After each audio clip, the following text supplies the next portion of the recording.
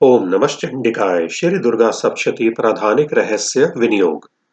ओम सप्तशती के इन तीनों रहस्यों के नारायण ऋषि अनुष्टुप छंद तथा महाकाली महालक्ष्मी एवं महासरस्वती देवता हैं। शास्त्रोक्त फल की प्राप्ति के लिए जप में इसका विनियोग होता है।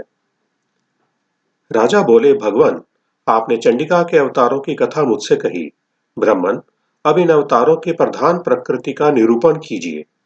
द्विजश्रेष्ठ, मैं आपके चरणों में पड़ा हूं। मुझे देवी के जिस स्वरूप की और जिस विधि से आराधना करनी है वह सब यथार्थ रूप से बताइए। ऋषि कहते हैं, राजन, यह रहस्य परम गोपनीय है। इसी किसी से कहने योग्य नहीं बतलाया गया है, किंतु तुम मेरे भक्त हो, इसलिए तुमसे ना कहने योग्य मेरे पास कुछ भी नहीं है। त्रिगुणमयी परमेश्वरी महालक्ष्मी ही सबका आदि कारण है। वे ही दृश्य और अदृश्य रूप से संपूर्ण विश्व को व्याप्त करके स्थित हैं। राजन, वे अपनी चार भुजाओं में मातुलुंग अर्थात बिजोरे का फल, गदा, खेट अर्थात ढाल एवं पान पात्र और मस्तक पर नाग, लिंग तथा योनि इन वस्तुओं को धारण करती हैं। तपाए हुए सुवर्ण के समान उनकी कांति है। तपाए हुए सुवर्ण ही उनके भूषण हैं। उन्होंने अपने तेज से इस शून्य जगत को परिपूर्ण किया है। परमेश्वरी महालक्ष्मी ने इस संपूर्ण जगत को शून्य देखकर केवल तमोगुण रूप उपाधि के द्वारा एक अन्य उत्कृष्ट रूप धारण किया। वह रूप एक नारी के रूप में प्रकट हुआ, जिसके शरीर की कांति निखरे हुए काजल की भांति काले रंग की थी। उसका श्रेष्ठ मुख दाढ़ों से सुशोभित था। नेत्र बड़े बड़े और कमर पतली थी। उसकी चार भुजाएं ढाल, तलवार, प्याले और कटे हुए मस्तक से सुशोभित थीं। वह वक्ष स्थल पर कबंध अर्थात धड़ की तथा मस्तक पर मुंडों की माला धारण किए हुए थी। इस प्रकार प्रकट हुई स्त्रियों में श्रेष्ठ तामसी देवी ने महालक्ष्मी से कहा, माता जी, आपको नमस्कार है। मुझे मेरा नाम और कर्म बताइए। तब महालक्ष्मी ने स्त्रियों में श्रेष्ठ उस तामसी देवी से कहा, मैं तुम्हें नाम प्रदान करती हूँ और तुम्हारे जो जो कर्म हैं उनको भी बतलाती हूँ। महामाया, महाकाली, महामारी, शुधा, त्रिषा, निद्रा, तृष्णा, एकवीरा, कालरात्रि तथा दुर्त्यया, ये तुम्हारे नाम हैं, जो कर्मों के द्वारा लोक में चरितार्थ होंगे। इन नामों के द्वारा तुम्हारे कर्मों को जानकर जो उनका पाठ करता है वह सुख भोगता है। राजन, महाकाली से यह कहकर महालक्ष्मी ने अत्यंत शुद्ध सत्व गुण के द्वारा दूसरा रूप धारण किया, जो चंद्रमा के समान गौर वर्ण था।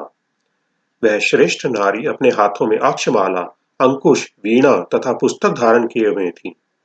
महालक्ष्मी ने उसे भी नाम प्रदान किए। महाविद्या, महावाणी, भारती, वाक, सरस्वती, आर्या, ब्राह्मी, कामधेनु, वेदगर्भा और धीश्वरी अर्थात बुद्धि की स्वामिनी, ये तुम्हारे नाम होंगे। तदनंतर महालक्ष्मी ने महाकाली और महासरस्वती से कहा, देवियों, तुम दोनों अपने अपने गुणों के योग्य स्त्री पुरुष के जोड़े उत्पन्न करो। उन दोनों से यो कहकर महालक्ष्मी ने पहले स्वयं ही स्त्री पुरुष का एक जोड़ा उत्पन्न किया। वे दोनों हिरण्यगर्भ अर्थात निर्मल ज्ञान से संपन्न, सुंदर तथा कमल के आसन पर विराजमान थे। उनमें से एक स्त्री थी और दूसरा पुरुष।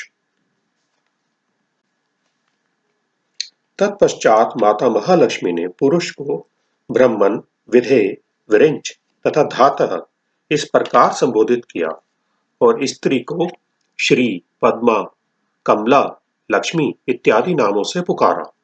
इसके बाद महाकाली और महासरस्वती ने भी एक एक जोड़ा उत्पन्न किया। इनके भी रूप और नाम मैं तुम्हें बतलाता हूं। महाकाली ने कंठ में नील चिन्ह से युक्त लाल भुजा, श्वेत शरीर और मस्तक पर चंद्रमा का मुकुट धारण करने वाले पुरुष को तथा गोरे रंग की स्त्री को जन्म दिया।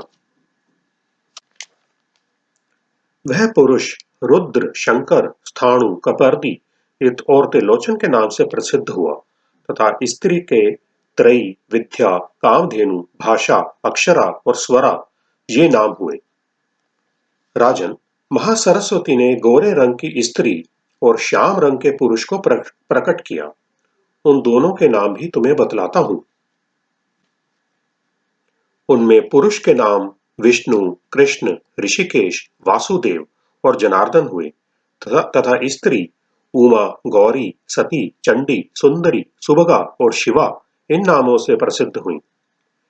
इस प्रकार तीनों युवतियां ही तत्काल पुरुष रूप को प्राप्त हुईं। इस बात को ज्ञान नेत्र वाले लोग ही समझ सकते हैं। दूसरे अज्ञानी जन इस रहस्य को नहीं जान सकते। राजन, महालक्ष्मी ने त्रैविध्या रूपा सरस्वती को ब्रह्मा के लिए पत्नी रूप में समर्पित किया।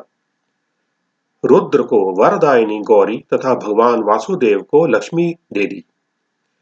इस प्रकार सरस्वती के साथ संयुक्त होकर ब्रह्मा जी ने ब्रह्मांड को उत्पन्न किया और परम पराक्रमी भगवान रुद्र ने गौरी के साथ मिलकर उसका भेदन किया।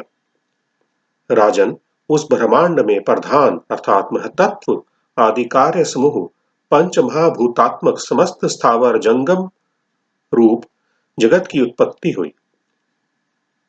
फिर लक्ष्मी के साथ भगवान विष्णु ने उस जगत का पालन पोषण किया और प्रलय काल में गौरी के साथ महेश्वर ने उस संपूर्ण जगत का संहार किया। महाराज, महालक्ष्मी ही सर्व सत्वमयी तथा सब सत्वों की अधीश्वरी है। वे ही निराकार और साकार रूप में रहकर नाना प्रकार के नाम धारण करती हैं।